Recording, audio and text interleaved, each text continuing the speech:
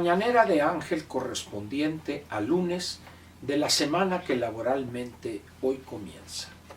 Lunes 10 de enero del año 2020. Voy a tocar con usted un tema, el cual lo había eludido, pues para no, dijera, es un tema importante, ahorita se va a dar cuenta usted, entonces no quería reducir la importancia del tema. Y a raíz de este enfrentamiento entre el gobierno federal y el INE, y también de Morena y los suyos en contra de del INE y esta andanada de bajezas y de mentiras que han lanzado en contra de dos de sus consejeros, el doctor Lorenzo Córdoba y el doctor Ciro Murayama, dejé este tema o estos datos para la segunda semana del año que comienza. Y ahorita verá usted a qué se debe esto. Hay un hecho que muy pocos recuerdan, quizá porque nos hemos acostumbrado a algo tan perverso que lo olvidamos o lo dejamos de lado. Acostumbrados que estamos a disponer del recurso público de la peor de las maneras posibles. En la reforma electoral que se planteó durante el sexenio encabezado por el doctor Zedillo, se dio una situación que explica en mucho la profundización de las prácticas corruptas en el sistema de partidos en México. Antes de la llegada del doctor Zedillo, incluso antes de 1997, los partidos políticos, excepción hecha del PRI, tenían que andar haciendo rifas, vendiendo boletos en los mercados municipales, en las zonas de más movimiento de personas, en las ciudades del país, ciudades medianas, etcétera, donde militantes, por ejemplo, del Partido Acción Nacional, esto era una cosa muy común, verlos estar ofreciendo boletos para la rifa de una casa, de un automóvil, etc. Cuando planteó el doctor Zedillo la realización de una reforma electoral, palabras más, palabras menos, o posiciones más, posiciones menos, el resto de los partidos políticos le dijeron: estamos de acuerdo esencialmente con este esfuerzo por actualizar la legislación electoral, pero el requisito o la condición fundamental sería o al PRI lo iguala con nosotros, es decir, que no reciba ese dinero por debajo de la mesa del sector público, o que se establezca en la legislación vigente un procedimiento para que todos los partidos reciban recursos de acuerdo a una fórmula aceptada por todo el mundo. El doctor Zedillo aceptó esta segunda posición y a partir de ese momento los partidos políticos, o específicamente sus dirigencias, ya no requirieron del ciudadano para sufragar sus actividades ordinarias. Se incluye en el artículo 41 constitucional un mecanismo que año con año va creciendo, o elección federal tras elección federal va creciendo en función del listado nominal o el padrón electoral, que van aumentando simplemente por una consecuencia demográfica. A partir de ahí, pues los partidos pues dicen: ¿para qué quiero al ciudadano?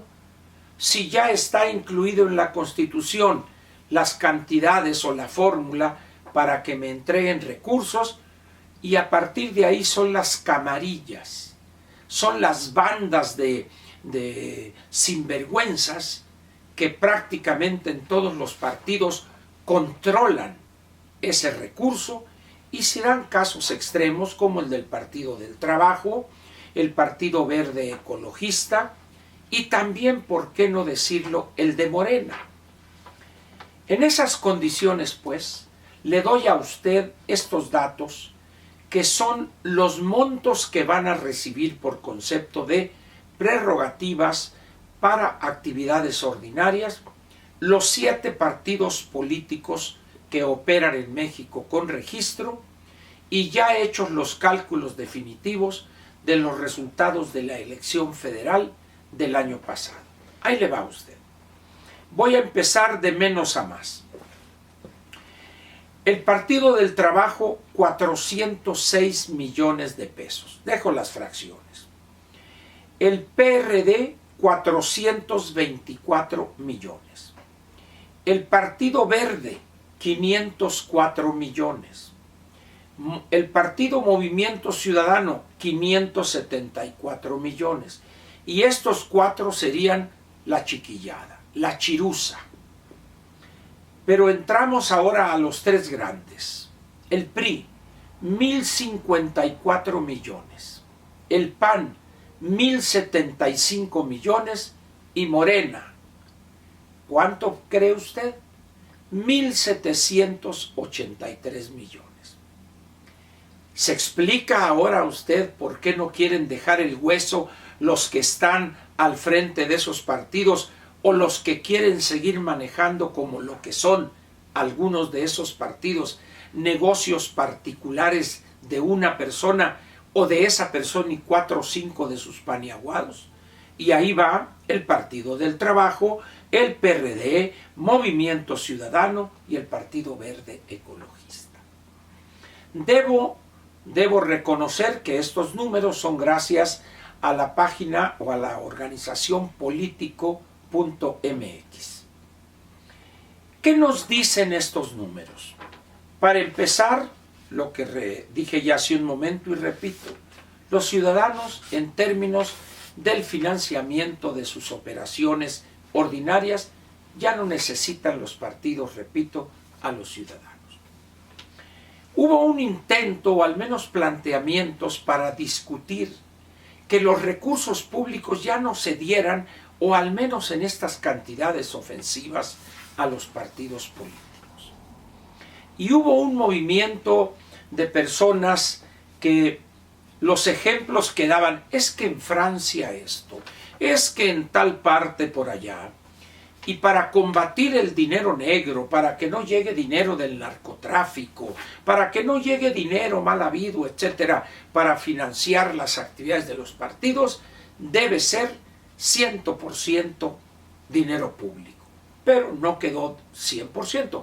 Hay un porcentaje aportado por particulares y debe de estar perfectamente registrado, definido, etcétera, y no rebasar, creo que es el 10%.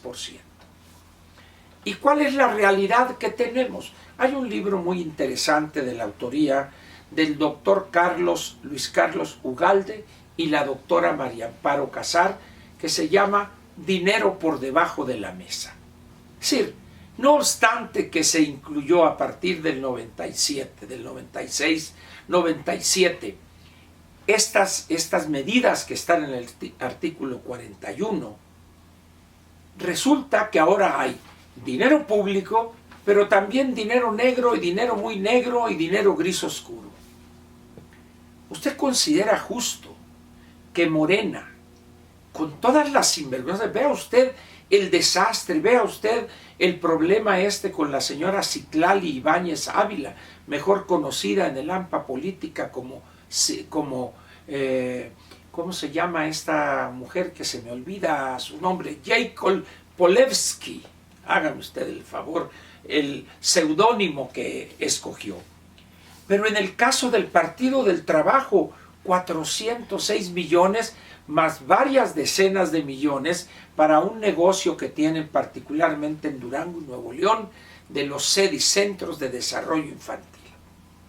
Un negocio donde es Alberto Anaya y su señora esposa los que las mandan tocar ahí. En el caso del verde ecologista, bueno, pues el niño verde, que ya no es niño, como dirían en mi tierra, ya está raizudo, pero también él es. Movimiento Ciudadano, bueno, pues quién le disputa al senador Dante Delgado, y en el PRD, pues con los 424 millones, el grupo de los chuchos es quien controla a ese partido. En esas condiciones, pues, cuando se plantea quitarle al INE o no entregarle al INE los recursos para llevar a cabo el proceso de revocación de mandato, dice uno, algo está podrido en Dinamarca. Y lo podrido lo que exhibe es una venganza política o un deseo de dañar, de debilitar a una institución como el hoy INE y antes Instituto Federal Electoral. ¿No sería bueno que con tanta austeridad el partido que está en el gobierno intentar, con el control que tiene de las cámaras? Yo creo que un planteamiento como este podría pasar, incluso la reforma constitucional, para que estas cantidades ofensivas, pues al menos quedaran en un 10, 20, 25% máximo de esto. Y de los 5.800 millones, 5.821, pues solamente se le entregaran a los partidos de acuerdo con la fórmula, en lo que se refiere a porcentajes o a montos, pero bajando el total, no sé, a 1.500 millones para todos ellos, de acuerdo a estos porcentajes. Sin embargo, ¿usted piensa que los partidos van a suicidarse? ¿Usted piensa que los partidos van a aceptar regresar a aquellas épocas donde tenían que andar vendiendo boletos para rifar una casa, un vehículo, etcétera, para sufragar sus costos, sus actividades ordinarias? Simplemente planteo esto como una ilusión juvenil, como un sueño de opio, pero el hecho ahí está. Es ofensivo el monto que reciben los partidos y lo que reciben los ciudadanos a cambio de esos casi 6.000 millones de pesos. ¿Qué piensa usted?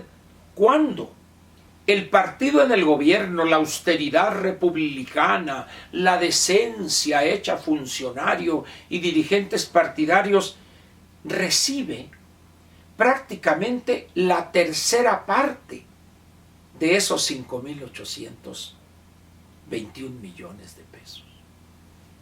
Ahí tiene una oportunidad Mario Delgado para que se reivindique si es que realmente le interesa. Pero ¿qué es lo que pasa? Quieren que les den más dinero, no menos. Ese es el tipo de conducta de Morena y de quien encabeza el gobierno federal, el bulto. Que se haga la revolución en los bueyes de mi compadre, dirían no pocos en este país. Le agradezco su presencia aquí y lo espero mañana martes en una mañanera más donde las cosas se dicen de frente, con franqueza y también con valentía. Aquí lo espero mañana.